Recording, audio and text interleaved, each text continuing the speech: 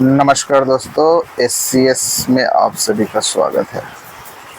आप जो यह बोर्ड देख रहे हैं यह एक inverter washing machine front load PCB है। इस पैनल पे तो कहीं भी कंपनी का ब्रांडिंग का नाम नहीं दिख रहा है, सिर्फ यहाँ पे एक इन्वर्टर 8 kg लिखा हुआ है। और ये जिस टेक्नीशियन के माध्यम से मेरे पास लाया गया है उनका कहना है कि यह ग्लाइंच कंपनी है। इसमें जो समस्या है इसकी मोटर वर्क नहीं कर रही है, इसके लिए मेरे पास लाया गया है। मैंने टेक्नीशियन को बताया कि जब फिटिंग करोगे इसे तो मुझे एक बार मशीन का फ़ोटो भेज देना।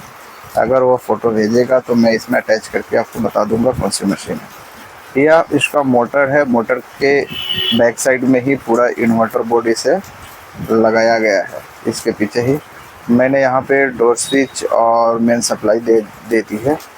अभी हम इसको ऑन करेंगे और चेक करेंगे कि इसमें समस्या क्या हो रही है, मोटर चल रही है या नहीं चल रही है।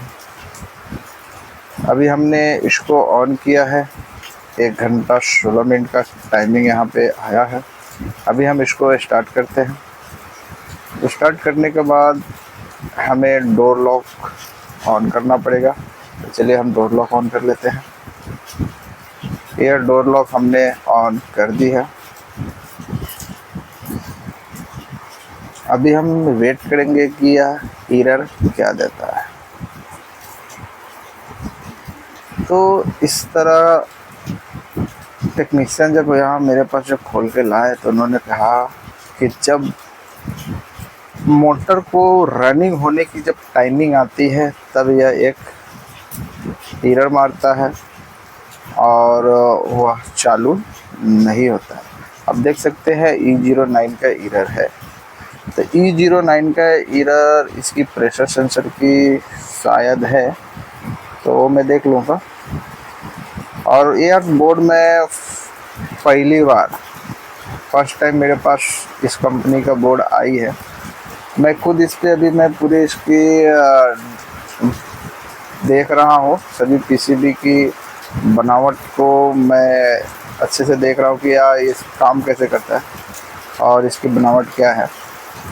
कोई भी PCB बनाने से पहले आपको उसकी वर्किंग प्रोसीजर को जानना बहुत ज़रूरी है। अगर आप उसके वर्क करने की तरीका को अगर आप समझ लिए हैं, कौन सी टाइम में वो क्या करेगा, कैसे करेगा, और उसकी वायरिंग को अगर आप समझ लिए कि कौन सी वायर क्या काम कर रही है, तो लमसम आप 80% आराम से रिपेयर कर सकते हैं। तो मैंने इसको जब ये टाइमिंग देखा तो ये बराबर मोटर की टाइमिंग के टाइम पे एरर आ रही है। तो अभी हम इसकी मोटर को देखेंगे और मोटर को खोलेंगे। चलिए हम मोटर ले लिए है, खोलने के लिए तैयार हैं। तो इस मोटर को खोल लेते हैं पहला, फिर उसके बाद देखते हैं इसके अंदर क्या क्या लगा हुआ है और इसके अंदर कुछ फिजिकल डैमेजिंग दिखता है या नहीं दिखता है, ये देख लेते हैं। अगर इस मोटर को ध्यान से देखेंगे तो यहाँ पे कुछ लिखा हुआ है, बट यहाँ पे जो कुछ भी लिखा हुआ है सारी चाइना भाषा में लिखा हुआ है, एक चाइनीज लैंग्वेज में लिखा हुआ है। तो और कुछ समझ में आ नहीं रहा है कि आगे क्या लेगा। 230 वोल्ट 240 वोल्ट जो लिखा है वही 50 गीगाहर्ट्ज़ वो तो दिख रहा है, बट क्या लिखा हुआ है बाकी इसकी वो कुछ भी इसमें समझ में आ नहीं रहा है। तो इसको देख के कोई मतलब है नहीं। तो आगे खोलते हैं, आगे देखते हैं क्या है। अभी इसकी ढक्कन हमने खोल ली है। आप देख सकते हैं यहाँ पे एक IPM हीट सिंक दिया गया है, यहाँ पे एक IPM का इस्तेमाल किया गया है और एक IPM को 320 वोल्ट के लिए यहाँ पे एक बड़ा कैप्चर लगाया हुआ है जो, और यहाँ से न्यूट्रल और फेज की इनपुट सप्लाई है, यानी यहाँ पे 230 वोल्ट इनपुट होंगे। और ये जो कनेक्टर है यहाँ पे कम्युनिकेशन के लिए दिया गया है, VCC कम्युनिकेशन है, तो ये कम्युनिकेशन के लिए कनेक्टर दिया गया है। और यहाँ पे 5 वायर मोटर से आया है, तो देख लेंगे क्या है वो, आगे देखते हैं। और इसमें ये 5 वायर का सिर्फ 3 वायर तो आपका UVW का हो गया, और यहाँ पे 2 वायर जो है आपका ब्लैक जो लगा हुआ है वो सिर्फ ओवरलोड के लिए लगा है। यहाँ पे एक जला हुआ पार्ट भी मुझे दिख गया है, फिजिकली डैमेज भी दिख गया मुझे। यहाँ पे एक PF है छोटा, 2 kb का शायद रहा होगा, तो PF यहाँ पे जल गया है। तो आखिर हम PCB को पहले बाहर निकालते हैं। ये तो रोटर है यहाँ पे, अच्छा ये स्क्रू है क्या। चलिए हम इस स्क्रू को खोलते हैं।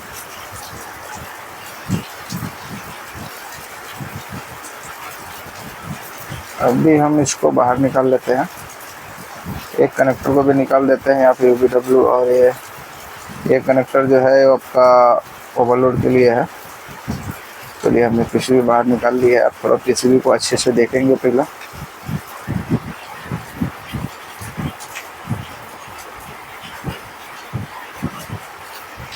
यहाँ पे जो ये 2 कपलर लगाया है या कम्युनिकेशन के लिए लगाया गया है, जैसे AC में लगाया जाता है, सेम उसी तरह यहाँ पे 2 कपलर लगा के कम्युनिकेशन कराया गया है। और उसी के बाजू में यहाँ पे IPM भी लगा हुआ है।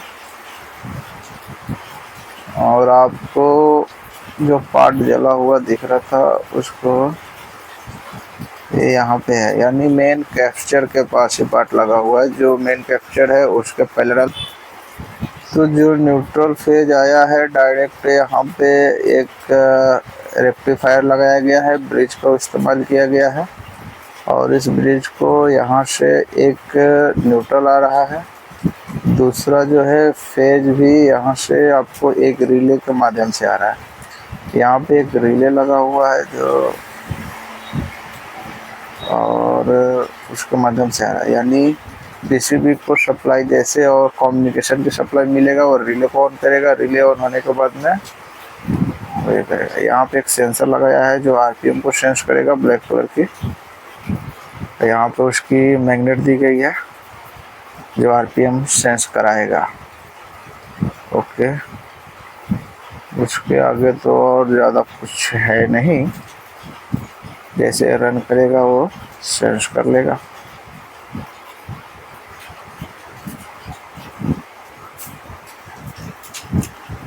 चलिए मीटर से चेक कर लेते हैं पहले क्या शॉर्टिंग मिलता है अपने को। तो सबसे पहले हम इसकी न्यूट्रल फेज का ब्रिज पे ही चेक कर लेते हैं। ब्रिज चेक कर लेते हैं कि भाई रेक्टिफायर ब्रिज इसका ओके है या नहीं है, उसी को पहले हम चेक कर लेंगे। तो कैप्चर पे पहला शॉर्टिंग देख लेते हैं। कैप्चर पे कोई शॉर्टिंग नहीं दिख रहा है कैपेसिटर के ऊपर, तो शॉर्टिंग तो नहीं दिख रहा है। लेकिन PF फट गया है, शायद वो ओपन हो गया अभी, इसकी वजह से वो नहीं दिख रहा है शॉर्टिंग। लेकिन उसके पहले ही जैसे वो शॉर्टिंग हुआ है उसने ट्रैक को अपना डैमेज कर दिया। अब ट्रैक डैमेज हो गया तो सप्लाई तो यहाँ तक आएगी नहीं। तो हम इस कैप्चर अपना PF को मैं डिस्कनेक्ट ही कर देता हूँ, कट करके हटा दिया। ओके, इसको कट करके हटा देते हैं। और इस रेक्टिफायर को चेक कर लेते हैं।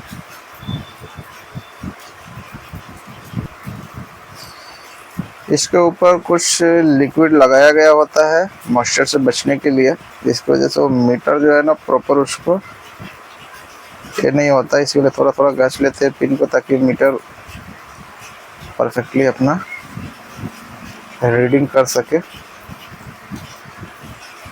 अभी यहाँ पे कोई शॉर्टिंग तो नहीं है, इस साइड में भी कोई शॉर्टिंग नहीं है। ये डायोड ओके दिखाया, अगर इसे डायोड देखेंगे तो कोई शॉर्टिंग नहीं है।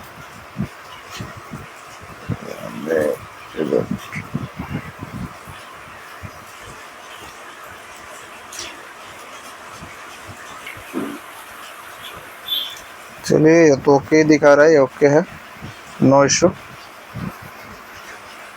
अभी हम इसका मेन सप्लाई का जो है वो भी एक बार देख लेते हैं इस साइड में। तो ये भी नो इशू। अभी हम क्या करते हैं, दोनों ट्रैक को हम जंपर करके पहले कर लेते हैं, उसके बाद देखते हैं।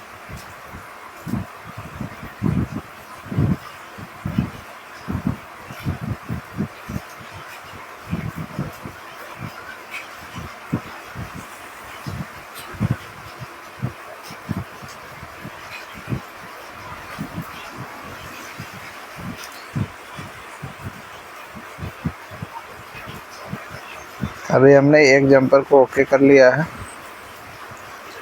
अभी दूसरे जंपर को हम लगा लेते हैं।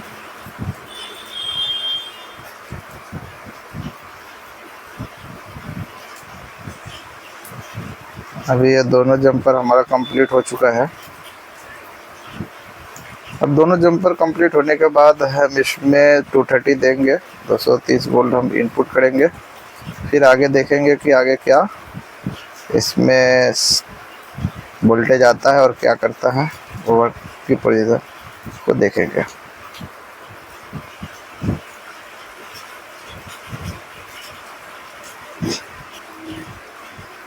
अभी हम 230 को देते हैं। हमने इनपुट वोल्टेज दी है इसको, और अभी बोर्ड में कोई हरकत हुई नहीं है। एक बार वोल्टेज को चेकआउट करते हैं।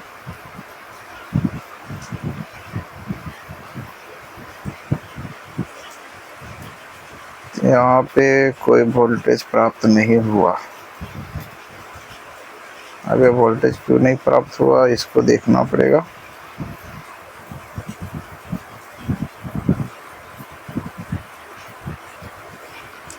रेक्टिफायर पे भी 230 उपलब्ध नहीं है। ओके, तो यहाँ पे एक ओवरलोड का जो कनेक्शन था वो हमने ओपन रखा है, जिसके कारण नहीं, तो चलिए हम ओवरलोड को भी जंपर कर देते हैं। अभी वोल्टेज देते हैं।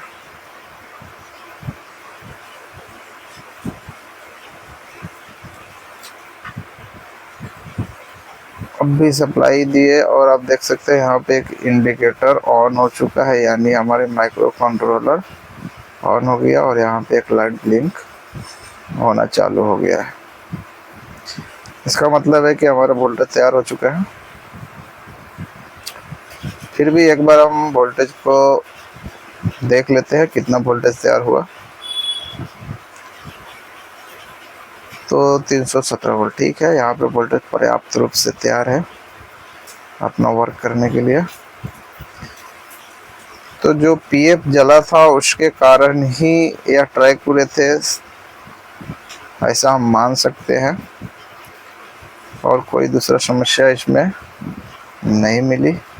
अभी हम इसको मोटर के ऊपर इंस्टॉल करेंगे और यूजर बोर्ड के साथ में अटैच करेंगे। फिर देखते हैं आगे हमारा मोटर वर्क करता है या नहीं करता है।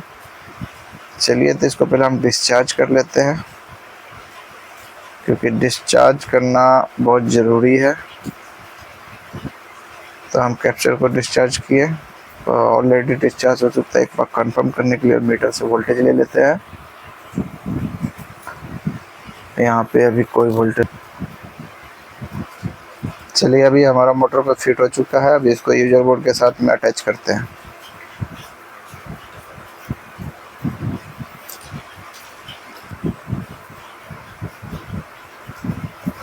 अभी हमने इसको यूजर बोर्ड के साथ अटैच कर लिया है। आप देख सकते हैं यहाँ पे यूजर बोर्ड है और ये मोटर अभी हमने ऑन कर लिया। ऑन करने के बाद स्टार्ट करते हैं, देखते हैं अभी क्या मोटर ऑन होती है या नहीं।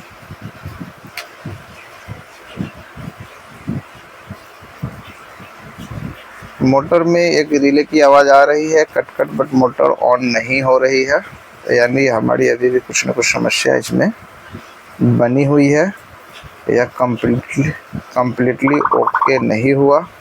अब देख सकते हैं E02 का भी यहाँ पे एरर आया है, तो E02 का एरर हम चेकआउट कर लेंगे।